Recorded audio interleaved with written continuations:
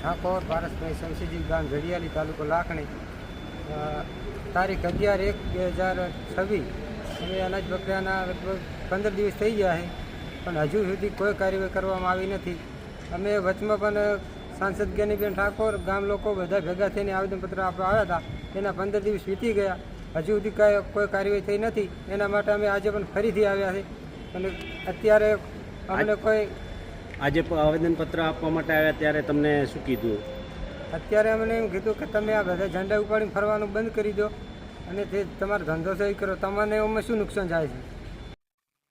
હું જડિયાલી ગામનો રહેવાસી છું અને જડિયાલી ગામમાં કંટ્રોલ સસ્તા ભાવની અનાજની દુકાન છે. એમાં 50 કટ્ટા ભરીને બારોબાર વેચવા માટે ગામજને ડાલો ભરેલો પકડ્યો. એના માટે આજ 1 મહિનો થવા આવ્યો છે, તો હજી પણ કોઈ કાર્યવાહી થઈ નથી. એના માટે કોઈ આવેદનપત્ર આલે પણ કોઈ રાજકારણમાં કોઈ તકલીફ છે કે શું છે એનું કોઈ હજી પગલાં લેતા નથી.